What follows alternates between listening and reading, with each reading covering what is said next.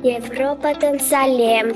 Бізге тілдің бәрін біл. Өзің тілін құрметте.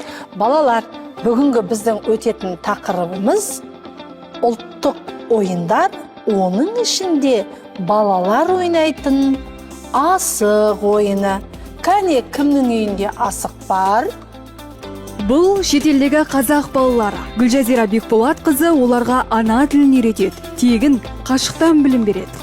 Мен ол балаларға аптасына бір рет әрбір жексенбі күні сағат 12-де беремін. Оларда сағат 8, яғни балалар таңғы 8-де осы қазақ тілі үшін ерте тұрады. Балалардың құлшынысы өте зор. Неге? Өйткені Қазақстан туралы, өздерінің туған жері туралы білу балаларға өте қызықты. Олардың ата-аналары шетелде жүргендіктен балалардың өзінің түп-тамырынан ажырап кетпеуін қалайды, қазақ тілін білгенін қалайды. Оларға ол қажет өте. Балалар тек тіл үйренбейді, халқымыздың салт дәстүрі, әдет ғұрпы, ауыз әдебиеті үлгілерімен танысып, ұлттық ойын түрлерімен келеді.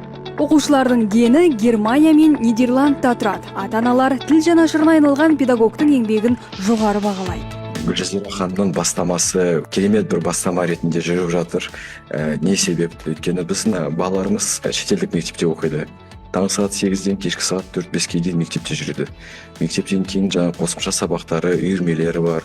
Бір халықаралық ортада жүреді, тек қана мысалы көбіне ағылшынша сөйлейді. Қазақ тілін тек қана кешке үйде 1 сағат, 1 жарым сағаттың көлемінде ғана қолданады. Тіл жағы өте біз үшін өте үлкен мәселе. Сондай кезде мысалы Гүлжазира ханымның осындай бір керемет бастамасы өзімізге өте қатты көмектесіп жатыр. Гүлжазира Бекболатқызының еңбек өтілі 30 жыл. Білікті маманды бұған дейін Германияға да жұмысқа шақырған. Бірақ ол қызметі мен ерікті негізде білім беру ісін елде жалғастыруды таңдапты. Мен бұл идея маған 2023 жылы Германияға барған кезде келді.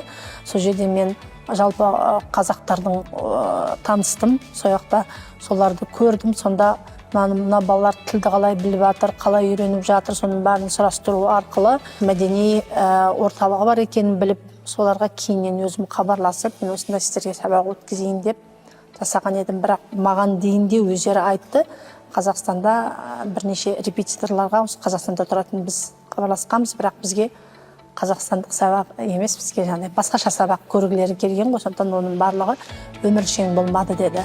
Ал кейіпкерімізден тіл үйренуге ниеттілер қатары жыл сайын артып келеді. Қазір ол 10 баланың еркін сөйлеуі үшін еңбектеніп жүр. Гүлжазира Бекболатқызы сүйікті ісімен зейнетке шыққанға дейін тегін айналысуға әзір.